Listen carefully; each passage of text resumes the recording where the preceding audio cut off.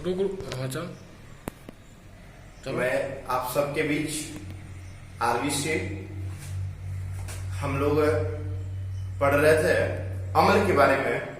मेरे प्यारे मित्र, इसके पहले हम अम्ल का 2 वीडियो और लेकर के आ चुके हैं। अगर आप मेरे इस चैनल पे पहली बार हैं तो आप इसके पीछे वाले दोनों वीडियो को देख लेंगे तो ये वाला वीडियो थोड़ा ज्यादा बेहतर ढंग से समझ में आएगा। और दूसरी एक बात मैं बता दूं, आज हम लोग तीसरी पार्ट को देखेंगे, अम्ल के तीसरे पार्ट को, कि तीसरे पार्ट में हम लोग क्या पढ़ेंगे। आपको एक थोड़ा सा ब्रीफ दे देते हैं, बता देते हैं पिछले वीडियो हमने क्या पढ़ा। पिछले वीडियो में हमने पढ़ा आर्हेनियस के बारे में। सबसे पहले वीडियो में कि आर्हेनियस सिद्धांत क्या है, ब्राउनस्टेन लॉरी और लीविस, ये तीनों के बारे में हम लोग जाना। उसके बाद मेरे प्यारे मित्र, आपको इसके पिछले वीडियो में हम ब्राउनस्टेन लॉरी के सिद्धांत को बताए थे, ब्राउनस्टेन लॉरी के सिद्धांत को। इस वीडियो में मेरे प्यारे मित्र थोड़ा हम लीविस के सिद्धांत का वर्णन करेंगे और उसके बाद हम मेरे प्यारे मित्र आगे बढ़ेंगे। उससे पहले कुछ हम क्वेश्चन करेंगे इंजीनियरिंग का, मेडिकल का, एयरफोर्स के, उसके बाद ही हम लोग आगे बढ़ेंगे मेरे प्यारे मित्र। तो आज आप मेरे साथ वीडियो में अंत तक बने रहें और देखिए पूरे वीडियो को देखें, ज्यादा आपके लिए बेनिफिट होगा। ध्यान दीजिए, आज हम थोड़ा सा लीविस के बारे में बात करेंगे। लीविस एसिड,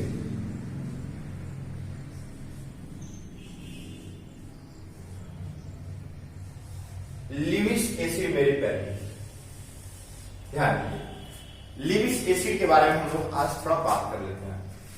लीविस के अनुसार जो इलेक्ट्रॉन देता है वह क्षार कहलाता है और जो इलेक्ट्रॉन लेता है यानी कि ग्रहण करता है वो अम्ल कहलाता है। जैसे आपको एक उदाहरण बताता हूं मेरे प्यारे मित्र, ध्यान दीजिएगा। सपोज मेरे पास ऐसे है ए एंड बी, ए जो है एक पेयर ऑफ इलेक्ट्रॉन को डोनेट कर रहा है बी को। ध्यान से देखिए, इसमें ए जो है वो बी को इलेक्ट्रॉन डोनेट कर रहा है। अब इसमें आपको बताना है मेरे प्यारे मित्र कि कौन सा अम्ल है और कौन सा क्षार है। तो देखिए, ए दे रहा है इलेक्ट्रॉन को, त्याग कर रहा है, तो देने के कारण ए हो गया क्षार, और एक इलेक्ट्रॉन का ग्रहण कर रहा है, तो ग्रहण करने का काम जो करता है मेरे प्यारे मित्र वो होता है अम्ल। ध्यान से देखिए, गौर कीजिएगा, अब आपको कंसेप्ट ज्यादा क्लियर समझ में आएगा। ध्यान दीजिएगा, आपको कह रहा है लीविस के अनुसार कि जो इलेक्ट्रॉन देगा वो क्या कहलाएगा, क्षार कहलाएगा, और जो इलेक्ट्रॉन लेगा वो क्या कहलाएगा मेरे प्यारे मित्र, अम्ल कहलाएगा। अब एक बात बताते हैं, एक और लाजवाब सा एग्जांपल देते हैं, ध्यान से देखिए, गौर कीजिएगा और इसको समझिए, गौर कीजिए। सपोज इस तरीका से दिया हुआ है NH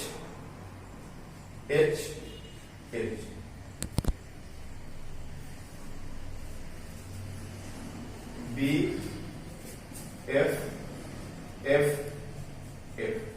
अब इसमें बताना है कि NH3, ये हमारा NH3 है और ये हमारा BF3 है। इसमें बताना है कौन सा अम्ल है और कौन सा क्षार है मेरे प्यारे मित्र। आप देखिएगा तो पता चला है कि NH3 जो है वो इलेक्ट्रॉन दे रहा है, इलेक्ट्रॉन डोनेट कर रहा है, और BF3 में B जो है वो B इलेक्ट्रॉन एक्सेप्ट कर रहा है, इलेक्ट्रॉन ले रहा है। तो इलेक्ट्रॉन लेने के कारण जो इलेक्ट्रॉन लेता है उसके कारण BF3 क्या हो गया मेरे प्यारे मित्र, अम्ल हो गया। ध्यान दीजिएगा, और NH3 इलेक्ट्रॉन दे रहा है, तो देने के कारण मेरे प्यारे मित्र क्या हो गया, क्षार हो गया। ध्यान से देखिएगा, गौर कीजिएगा, लीविस का कंसेप्ट है कि जो इलेक्ट्रॉन का त्याग करेगा वो क्षार कहलाएगा और जो इलेक्ट्रॉन का ग्रहण करेगा वो क्या कहलाएगा, अम्ल कहलाएगा। अब यहां पर एक सवाल आता है कि किस कंडीशन में इलेक्ट्रॉन का कोई त्याग करेगा और किस कंडीशन में कोई इलेक्ट्रॉन का ग्रहण करेगा। इलेक्ट्रॉन का त्याग वही करेगा जिसके पास लोन पेयर होगा, इसको हम लोन पेयर कहते हैं, लोन पेयर। जिसके पास मेरे प्यारे मित्र लोन पेयर होगा वह इलेक्ट्रॉन का त्याग करेगा, और जिसके पास इलेक्ट्रॉन की कमी होगी वह इलेक्ट्रॉन का ग्रहण करेगा। अब इलेक्ट्रॉन की कब कमी होगी आपको हम बताते हैं। ध्यान दीजिएगा मेरे प्यारे मित्र, गौर कीजिएगा, एक चीज को बढ़िया से समझिए। देखिए, दो शर्त है लिविस के बारे में अध्ययन करने के लिए, लिविस एसिड को जानने के लिए। लिविस एसिड से सवाल बहुत सारे आते हैं, हर एक कंपटीशन में सवाल आता है मेरे प्यारे मित्र। उसको जानने के लिए आपको दो चीज सीखना पड़ेगा। कौन सा लिविस एसिड होगा, सबसे पहले समझिए इस बात को। लिविस एसिड सबसे पहले वो होगा जिसके पास प्लस चार्ज होगा। कौन सा चार्ज होगा? प्लस चार्ज होगा। जितना भी प्लस चार्ज वाला होगा सबका सब क्या लिविस एसिड कहलाएगा। दूसरी एक बात, जिसका अष्टक ऑक्टेट इनकम्प्लीट होगा, ऑक्टेट इनकम्प्लीट होगा, जिसका अष्टक अधूरा होगा। मेरे प्यारे मित्र, कहने का मतलब है कि जिसके अंतिम कक्षा में इलेक्ट्रॉन की संख्या 8 से कम होगी वो इलेक्ट्रॉन का ग्रहण करेगा। जिसके पास प्लस चार्ज होगा वो इलेक्ट्रॉन का ग्रहण करेगा, क्योंकि उसके पास इलेक्ट्रॉन की कमी है। और जिसके पास इलेक्ट्रॉन की कमी होगी वो इलेक्ट्रॉन को ग्रहण करेगा, और जो इलेक्ट्रॉन को ग्रहण करेगा वो क्या कहलाएगा? अम्ल कहलाएगा। तो अब इसी कंसेप्ट को ध्यान में रखते हुए मेरे प्यारे मित्र, यही दो कंसेप्ट है, एक या तो प्लस चार्ज होना चाहिए या तो ऑक्टेट इनकम्प्लीट होना चाहिए। यदि किसी के पास प्लस चार्ज है तो ऑटोमेटिक लिविस एसिड कहलाएगा। यदि किसी का अष्टक इनकम्प्लीट है, यानी कि उसके अंतिम कक्षा में 8 इलेक्ट्रॉन नहीं है, तो भी वो लिविस एसिड कहलाएगा। अब लिविस बेस के बारे में जान लीजिए, क्षार के बारे में जान लीजिए। क्षार का एक ही कंडीशन है, यदि किसी के पास लोन पेयर इलेक्ट्रॉन है तो क्षार होगा, और यदि उसके पास लोन पेयर इलेक्ट्रॉन नहीं है तो क्षार नहीं होगा। दूसरी भाषा में आपको बता देते हैं, अगर किसी के पास माइनस चार्ज दिया हुआ है, माइनस चार्ज, इसका मतलब उसके पास लोन पेयर इलेक्ट्रॉन है, लोन पेयर इलेक्ट्रॉन है तो क्षार कहलाएगा। ध्यान दीजिएगा, माइनस चार्ज वाला क्षार होगा और प्लस चार्ज वाला अम्ल होगा। जिसके ऑक्टेट अष्टक अधूरा होगा, जिसका अष्टक अधूरा होगा वो अम्ल कहलाएगा, और जिसके पास लोन पेयर इलेक्ट्रॉन होगा वो क्षार कहलाएगा। मेरे प्यारे मित्र, बस इस ट्रिक को ध्यान में रखिए। ये रामबाण दवा, रामबाण है किसी भी कंपटीशन के आपको सवालों को सोल्व करने के लिए। बहुत सारे सवाल इंजीनियरिंग के आते हैं, बहुत सारे सवाल इसमें 12th के आते हैं, बहुत सारे सवाल इसमें एयरफोर्स के आते हैं, नेवी के आते हैं, मेडिकल के लिए आते हैं। हम सारे सवालों को देखेंगे, जिक्र करेंगे। एक आपको छोटा सा आपको सवाल बताते हैं इंजीनियरिंग का। देखिए, यहाँ पर 4 ऑप्शन दिया रहेगा। ऑप्शन ए लिखा हुआ मेरे प्यारे मित्र NH3, option B H2O, option number C लिखा हुआ मेरे प्यारे मित्र BF3, ऑप्शन नंबर डी नहीं। देखिए सवाल क्या है, सवाल को सुनिए मेरे प्यारे मित्र। सवाल कर रहे हैं कि में से कौन सा, ये पूछा हुआ सवाल है, ये आपका इंजीनियरिंग का पूछा हुआ सवाल है, इंजीनियरिंग का पूछा हुआ सवाल है मेरे प्यारे मित्र, ध्यान दीजिएगा।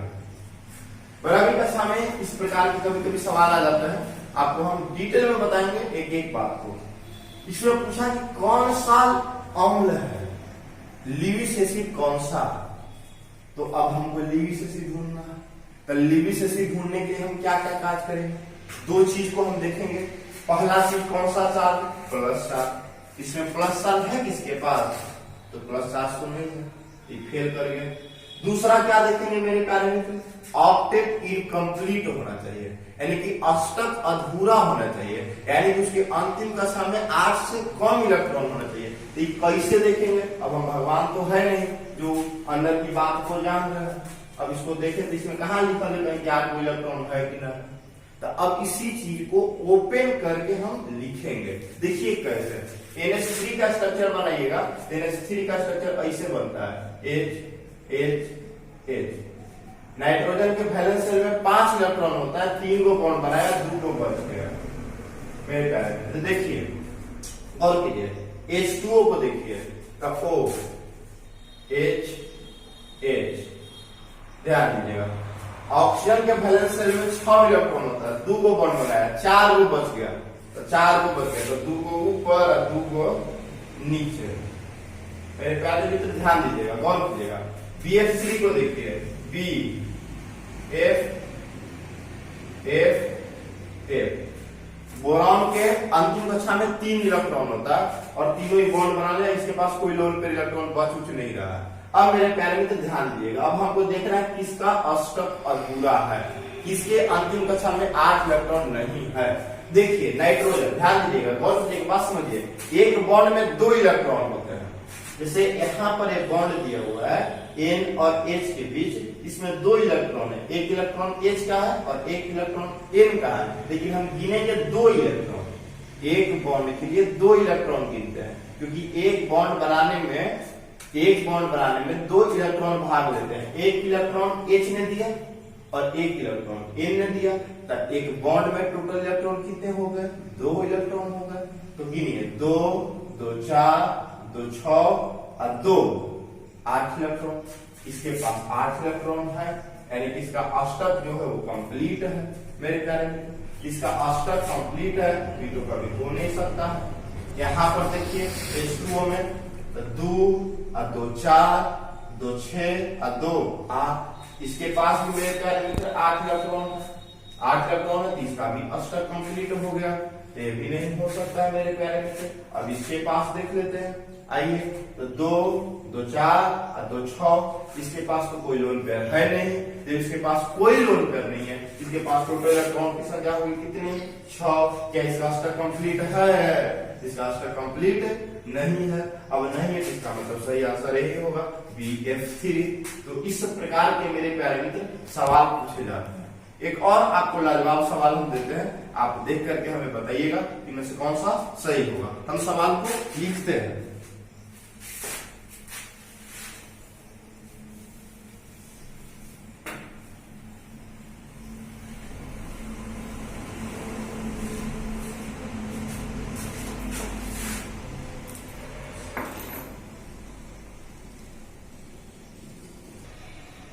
देखिए एक और हम सवाल देते हैं मेरे प्यारे मित्र, इसमें आपको पहचाना है कि कौन सा लीविस एसिड है मेरे प्यारे मित्र।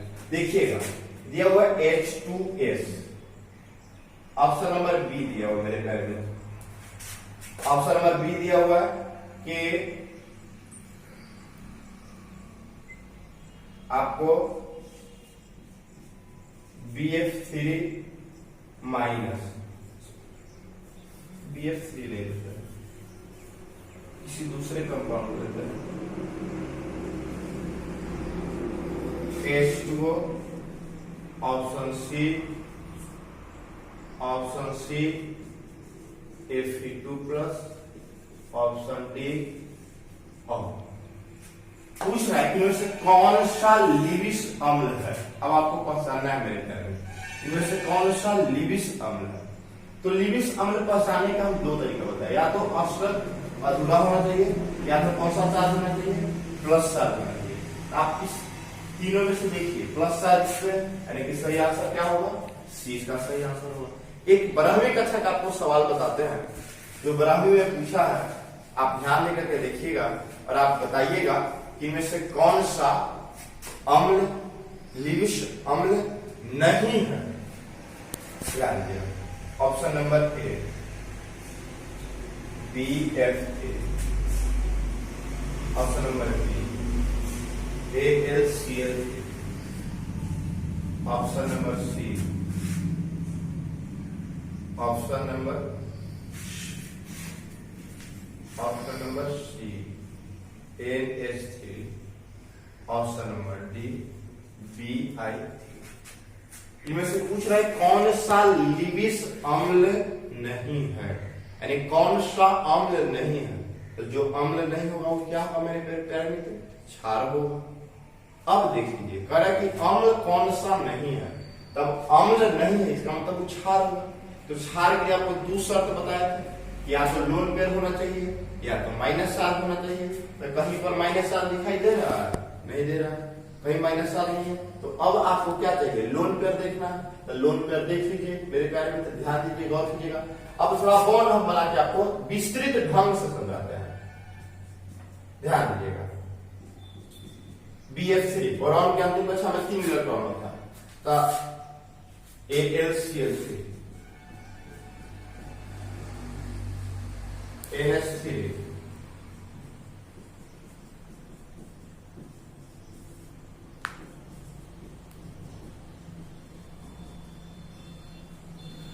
अब आप देखिए एक बात को समझिए, मेरे पैर में पूछ रहा है कौन सा लिविस अम्ल नहीं है, अम्ल नहीं पकड़ना, हमको क्षार को पकड़ना।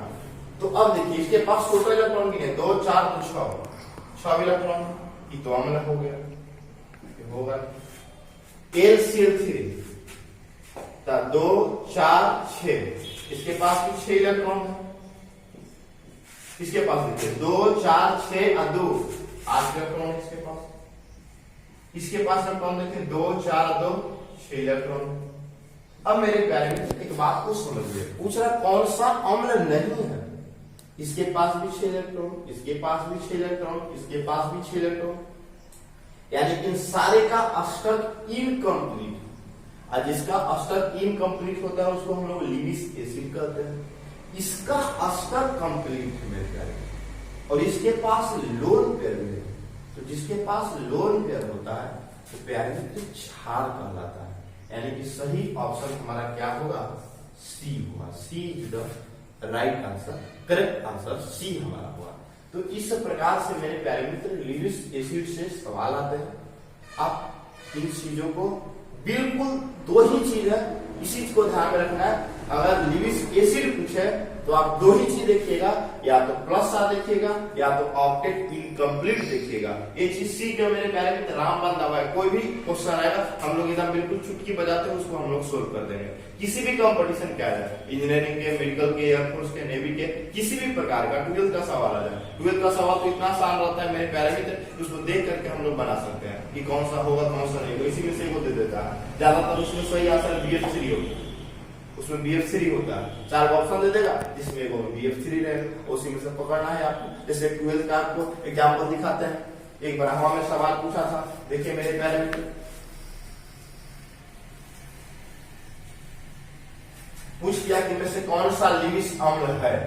Option number A CH4, option number B BF3, option number C H2O, option number D NH3।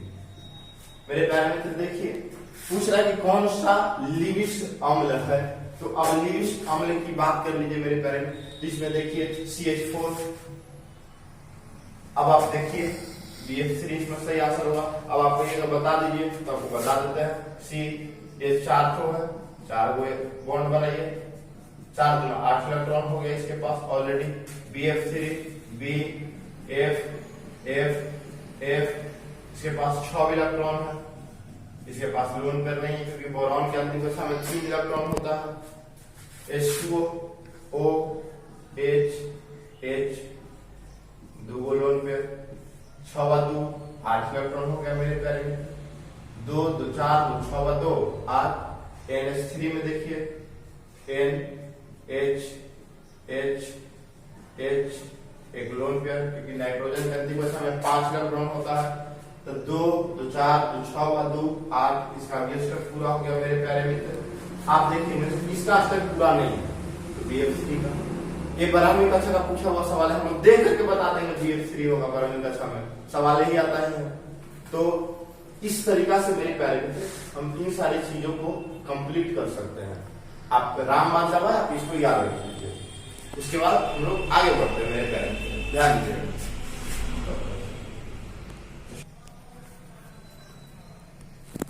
Set हुआ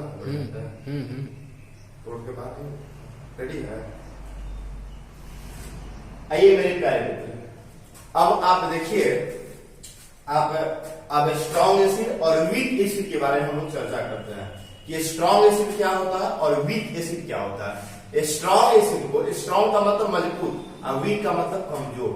जैसे हम लोग कुछ लोग होते हैं ना जो खूब खाते थोड़े मजबूत रहते हैं, स्ट्रॉन्ग कहते हैं स्ट्रॉन्ग में, और जो कमजोर है उसको हम लोग वीक मैन कहते हैं। तो हम लोग बात करेंगे उसी प्रकार से अम्ल में भी 2 प्रकार का होता है।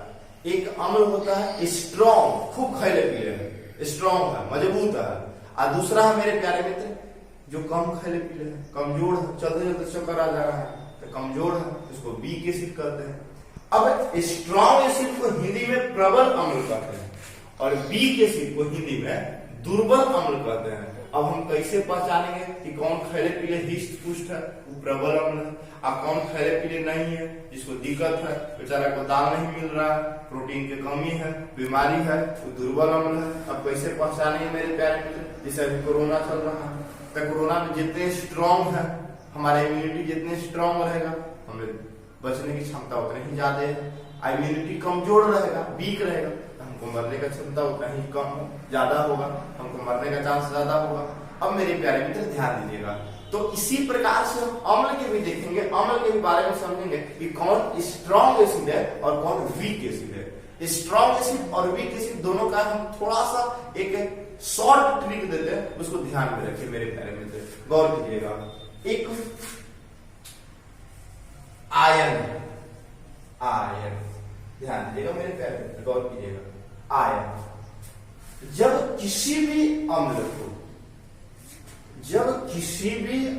को हम लोग H2O में यानी कि जल में डालते हैं तो डालने के बाद यदि कोई अम्ल पूर्णतः यानी कि 100% को हम लोग पूर्णतः कहते हैं।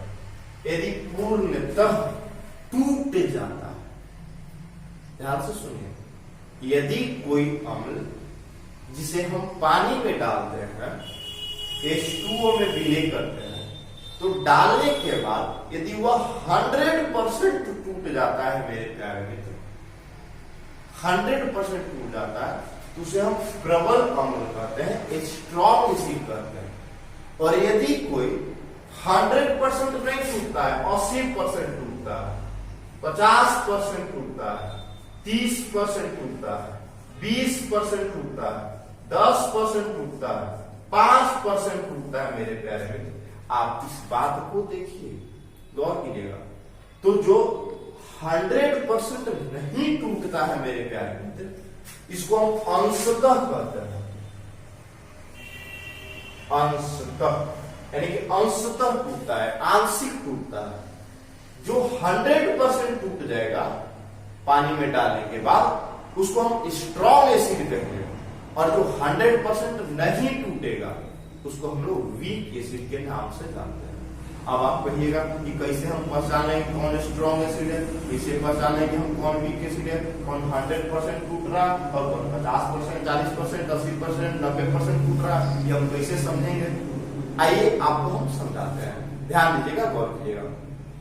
एक बात बताते हैं, हम सिंपल सा तरीका बताते हैं कि कैसे पहचानिए कौन दुर्बल अम्ल है और कौन प्रबल अम्ल है। जैसे मेरे प्यारे मित्र ध्यान दीजिएगा, गौर कीजिएगा, अगर आपको एज एग्जाम्पल हम बता रहे हैं HCl, जब HCl को जल में डाला जाता है मेरे प्यारे मित्र, कि पूर्णतः टूट जाता है H+ और Cl- में, पूर्णतः टूट जाता है। इसका मतलब है कि प्रबल अम्ल है, स्ट्रॉन्ग एसिड है। H2SO4 को जब जल में डालिएगा मेरे प्यारे मित्र, कि पूर्णतः टूट जाएगा 2H+ और SO4 2- में, पूर्णतः टूट जाएगा, तो 100% टूट गया मेरे प्यारे मित्र, स्ट्रॉन्ग एसिड हो गया। और आपको एग्जांपल बताते हैं, HI, इसको जब जल में डालिएगा मेरे प्यारे मित्र, तो H+ और I- में पूर्णतः टूट जाता है। जब पूर्णतः टूट जाता है तो स्ट्रॉन्ग एसिड हुआ। यानी कि सब जो हम लिख रहे हैं स्ट्रॉन्ग एसिड का एग्जांपल है। अब आप कहिएगा कई सारा लाखों एग्जांपल है, जिसको लिखिएगा तो क्या हम रट के याद कर लें? तो नहीं, रटना नहीं है, आपको हम एक ट्रिक देते हैं, उस ट्रिक को ध्यान में रखिएगा कि कैसे हम पहचाने कि कौन स्ट्रॉन्ग एसिड है और कैसे पहचाने कि कौन वीक एसिड है। देख करके पहचाने मेरे प्यारे मित्र, कलम उठाने की आवश्यकता नहीं है, इतना लिखने की भी आवश्यकता नहीं है, हम लोग देख करके पहचानेंगे। यदि किसी अम्ल में कार्बन हो, क्या हो मेरे प्यारे मित्र? कार्बन हो, यदि किसी अम्ल में कार्बन आ जाए मेरे प्यारे मित्र, तो वो वीक एसिड होगा, वीक एसिड होगा मेरे प्यारे मित्र। कमजोर अम्ल होगा, दुर्बल अम्ल होगा। और यदि किसी में कार्बन नहीं हो तो स्ट्रॉन्ग एसिड होगा। अब आप कहिएगा मेरे पैरामीटर कि कार्बन यहाँ था, ये कार्बन नहीं है, ये क्लोरीन है, कार्बन नहीं है मेरे पैरामीटर। देखिए अगर आपसे कोई पूछ ले कि H2CO3 बताइए स्ट्रॉन्ग एसिड है कि वीक एसिड है, यहाँ पर देखिए तो कार्बन है, कार्बन है, तो कार्बन है तो कौन सा अम्ल होगा मेरे पैरामीटर? दुर्बल अम्ल होगा। जो दुर्बल अम्ल होगा क्या वो 100% टूटेगा? 100% नहीं टूटेगा। तो इसका दोनों तरफ तीर देंगे, दोनों तरफ, इसको इक्विलिब्रियम कहते हैं मेरे प्यारे मित्र। ये टूटेगा 2H प्लस CO3 2-, इसका मतलब कि 100% नहीं टूट रहा है।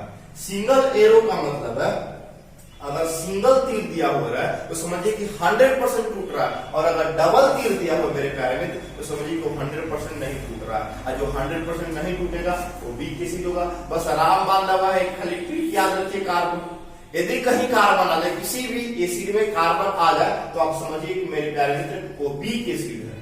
अब आप हमको बताइएगा, अब आपसे हम क्वेश्चन दे रहे हैं और आप हमको बताइएगा कि कौन सा वीक एसिड है और कौन सा स्ट्रॉन्ग एसिड है मेरे प्यारे मित्र।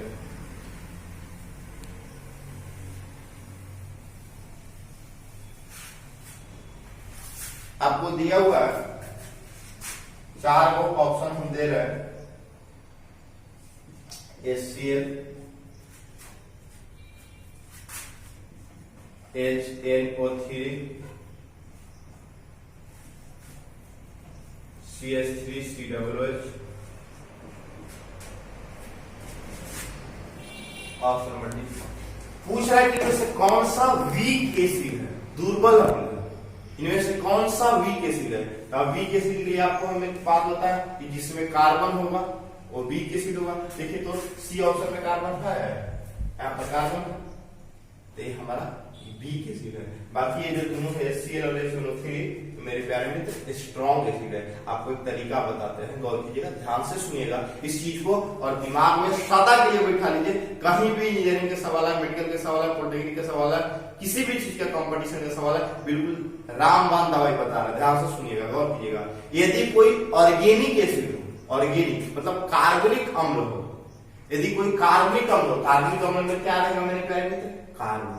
यदि कोई कार्बनिक अम्ल हो तो वीक एसिड होगा, और यदि कोई इनऑर्गेनिक हो, इनऑर्गेनिक यानी अकार्बनिक हो तो वो स्ट्रॉन्ग एसिड होगा मेरे प्यारे मित्र।